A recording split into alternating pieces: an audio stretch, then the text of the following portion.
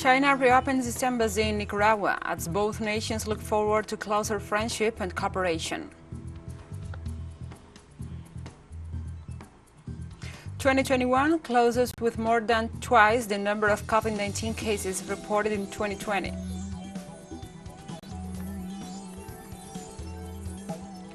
And the world's largest free trade agreement, signed by 15 countries in the Asia-Pacific region, enters into force.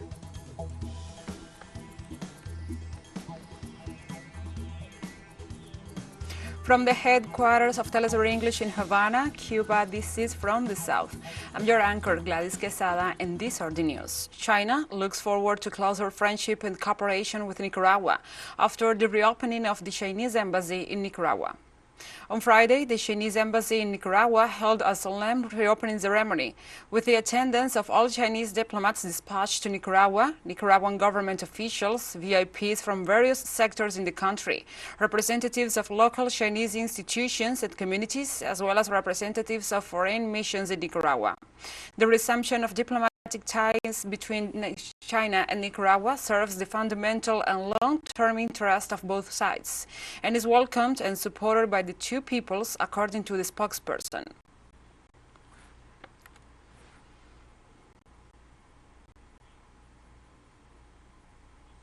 In Colombia, another massacre was reported, leaving 3 people murdered in the municipality of La Gloria in the department of Cesar. The victims were Yurleidis Vilardi Sanchez, Jose Israel Reyes Prieto, and a Venezuelan migrant identified as Luis Armando Batute Bracho. The people were inside a house when they were approached by men who shot them without saying a word, as local media reported. The victims in previous days had allegedly been threatened if they did not leave the place.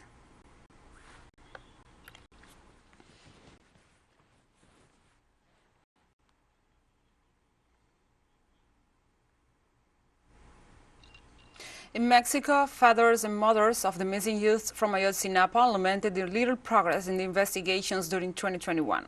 For the coming year, they will maintain the demands for the truth and justice and the mobilizations they carried out every month. Our correspondent, Eduardo Martinez, gives us an update on this emblematic case. Bautista refuses to give up her struggle to know the truth about what happened on the night of September 26, 2014, when municipal police in Iguala, Guerrero, disappeared 43 students from the Ayotzinapa Rural Normal School, including her son Benjamin. Wherever they are, may the Virgin Mary protect them. May God give us health, so that we may continue to demand an explanation, but also so that they know that we will not rest until we find them. She regrets the slowness of the investigations in the Attorney General's office and the silence of the Mexican Army, an institution that he assures has valuable information. They do know where they left our children, to whom they handed them over. They have not wanted to give us all the information because we have pointed out the Army, they managed the C4, they took pictures, they took videos. Of the 43 students have been mobilized for more than 7 years. 3 died with the uncertainty of not knowing the fate of their young. Those who have accompanied the relatives of the Normalista victims of forced disappearance recognize the will of President Andrés Manuel López Obrador, but demand that channels be open with the agencies that have in their hands the execution of new arrests, warrants, and the extension of statements of protected witnesses. One of the detainees was El Caderas, to be exact. There are indications that he could have been killed during the arrest. That is to say, the excessive force was used and this resulted in his death. And for us, this is extremely serious because he was a very important witness and could have contributed a lot to the investigation. However, a serious omission by the Attorney General's office resulted in his death.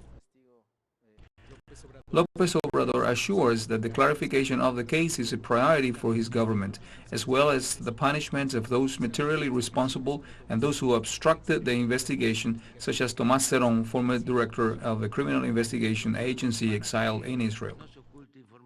There are instructions not to hide information, not to protect anyone, and all the federal government institutions are helping. The Army is handing over the files. The investigators are having access to them. During 2021, the remains of another student were identified, making a total of 3. In October, the executive ordered the disclosure of the contents of the conversations between those responsible for the disappearance of the young people with several officials and people involved in the event. Eduardo Martínez, Telesur, Ciudad de México.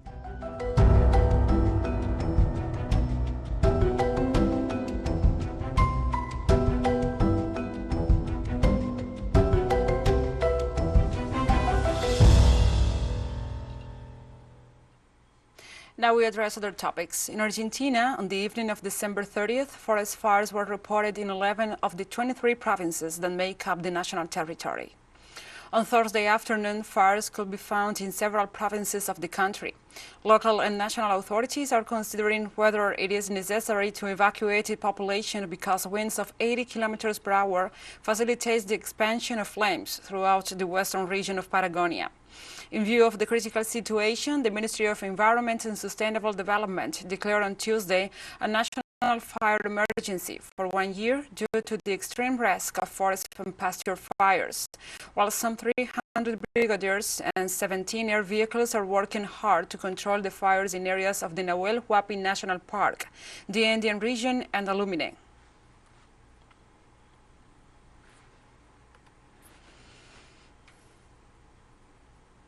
Uruguay closes 2021 amid drought and forest fires in several regions of the country. The authorities indicated that they received around 40 calls related to the forest fires in different parts of Montevideo and the metropolitan area. The firemen explained that the most affected regions is Rio Negro, where the flames consumed between 1,500 and 3,000 hectares. Soldiers, helicopters and trucks were mobilized to the locality to extinguish the fire. The situation occurs in the midst of the agricultural emergency declared by the executive due to the drought in rural areas.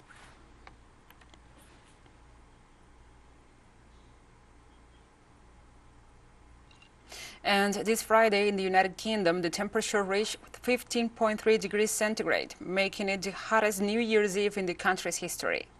According to the British Meteorological Service, the high temperature was recorded in the town of Coningsby, surpassing the previous record of 14.8 degrees centigrade reported in 2011. It is forecast that temperatures could continue to rise during the day and affect cities in the east and south of the nation, including the capital, London.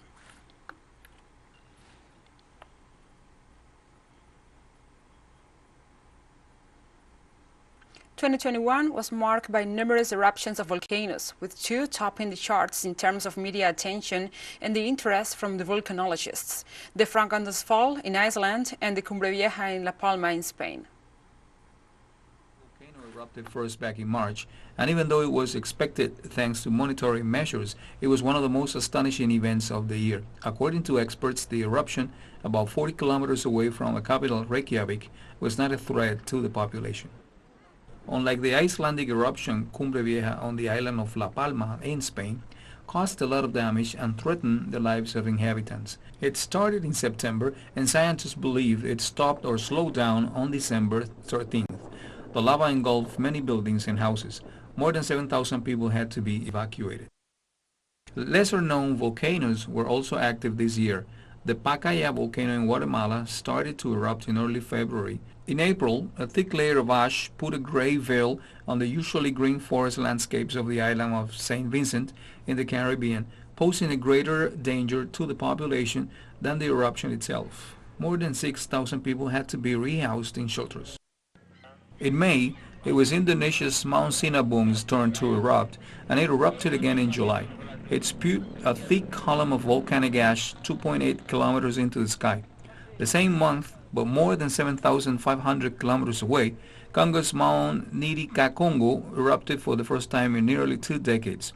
According to the UN Children's Agency, 5,000 people fled to nearby Rwanda, while another 25,000 sought refuge to the northwest. At least 15 lost their lives.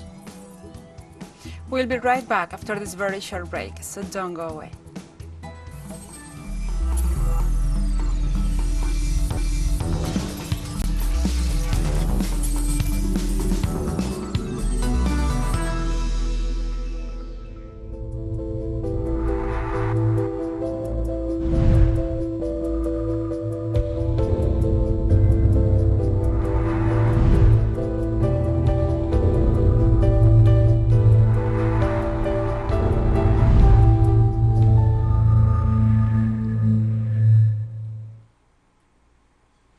Welcome back. The year 2021 closed with a number of 198 million confirmed cases of COVID-19, meaning more than twice the figure reported in 2020, which was 83 million. According to data from the World Health Organization, 3.5 million people died in 2021, 84% more than 1.9 million deaths in 2020. The figures, while still very high, show a decline in coronavirus-related fatalities, which was 2.2% in 2020 and 1.7% in 2021. It is also expected that the progress of vaccination and the lower death rate showed by the Omicron variant will be reflected in a reduction of cases and also the fatalities during 2022. This could mark the end of the acute stage of the pandemic, into the words of WHO Director Tedros Adhanom.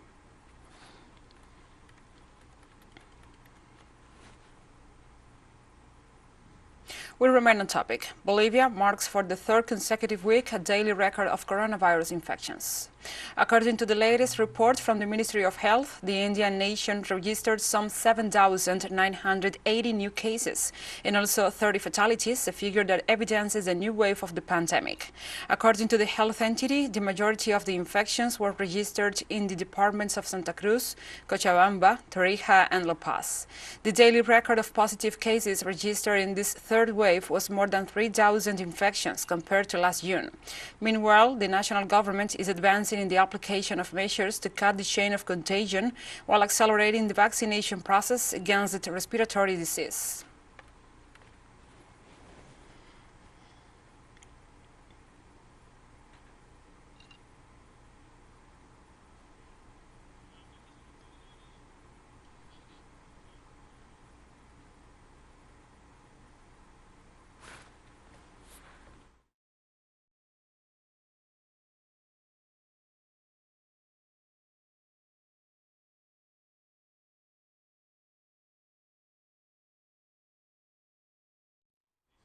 We were confronting technical issues, but now we continue. The United States reached this Thursday almost 500,000 cases of coronavirus in the last 24 hours. Most of the infections were due to the Omicron variant, which particularly affects children and causes an increase in pediatric hospitalizations. Underage patients have risen 59% since December 21st, compared to the adult hospitalization rate, which averages 19% according to official data. Nationwide, there are currently just over 2,100 children hospitalized with COVID-19, up from 800 at the beginning of the month. Most of the children who are sick are children whose parents decided they didn't want to vaccinate them. This is preventable, said today Anthony Fauci, chief epidemiologist for the government under President Joe Biden. According to the experts, one of the causes of the increase in children is that only 25% of minors were vaccinated.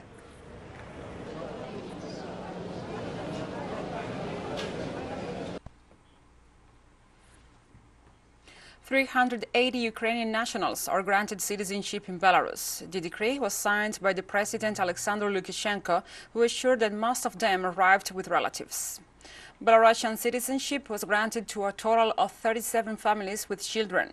Up to now, more than 2,000 Ukrainians have applied for citizenship. Let us remind that on August 9th, Lukashenko ordered to resolve the issue of granting citizenship status to foreigners living and working in the country. The head of state also accepted more than 150,000 displaced persons after the conflict in Donbas, many of whom have settled permanently in the country.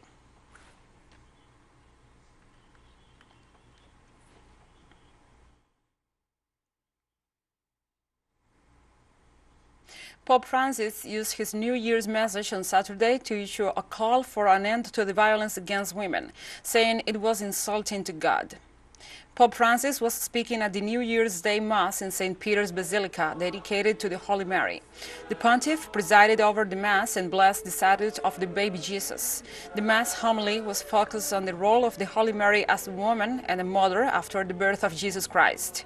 Since the COVID-19 pandemic began nearly 2 years ago, Francis has several times spoken out against domestic violence, which was increased in many countries since lockdowns left many women trapped with their abusers.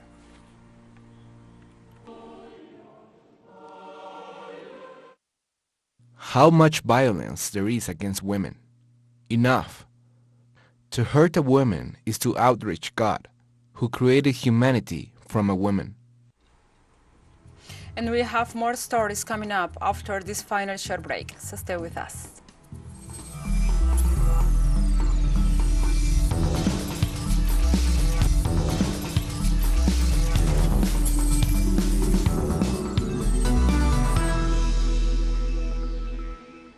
Welcome back to From the South. The world's largest free trade agreement, signed by 15 countries in the Asia-Pacific region, entered into force on January 1st, 2009. After more than a decade of negotiations, the China-led mega-treaty known as the Regional Comprehensive Economic Partnership, or RCEP, entered into force. The treaty is effective this Saturday in Australia, Brunei, Cambodia, China, Japan, Laos, New Zealand, Thailand, Singapore, and Vietnam. On February 1st, South Korea will join it, and it's still to be ratified by Myanmar, the Philippines, Indonesia, and Malaysia. The RCEP addresses trade in goods and services, the digital economy, intellectual property, and trade disputes, among other issues.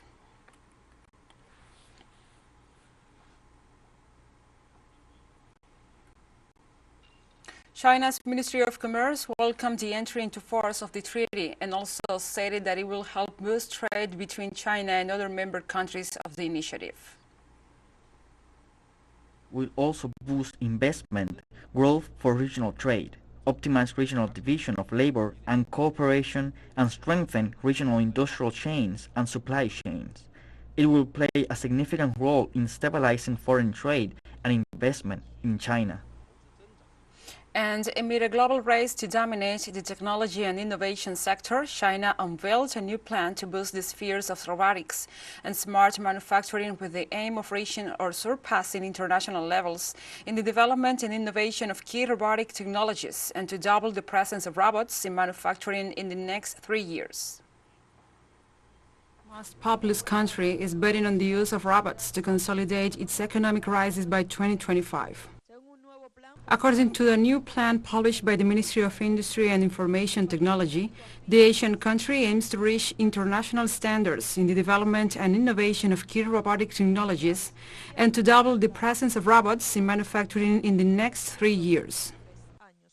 While China's abundance of labor has offered comparative advantages over the past decades, Beijing does not want to be left behind in what some are calling the fourth industrial revolution, led by robots and the advance of artificial intelligence.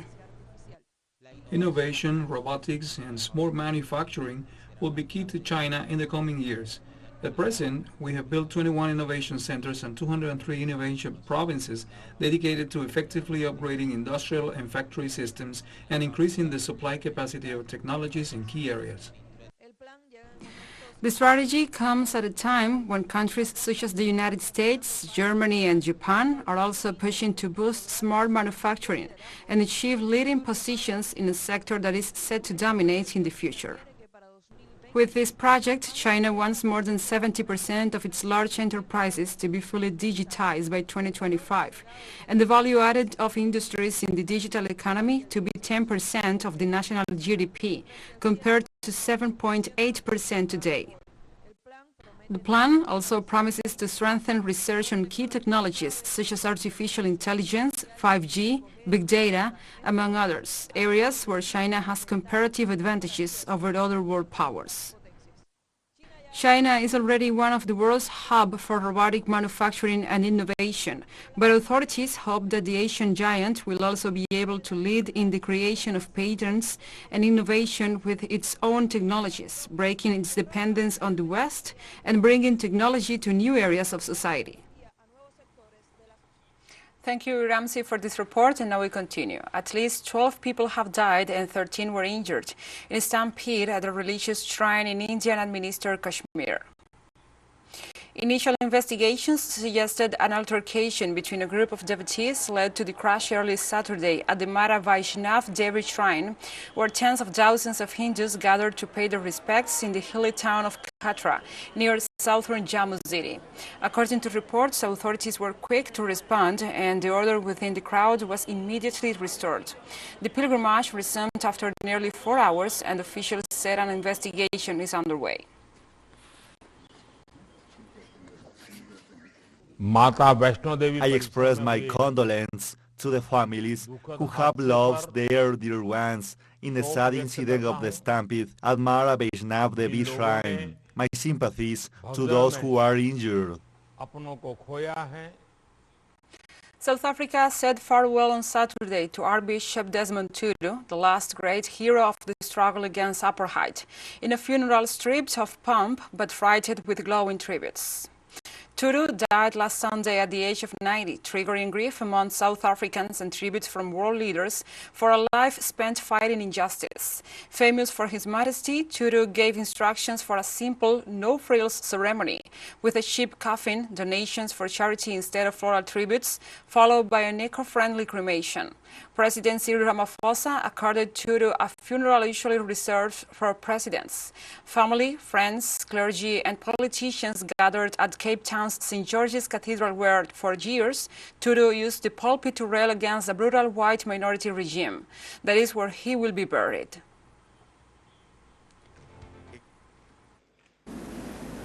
While our beloved Madiba was the father of our democracy, Archbishop Desmond Tutu was the spiritual father of our new nation. His was a life lived honestly and completely. He has left the world a better place.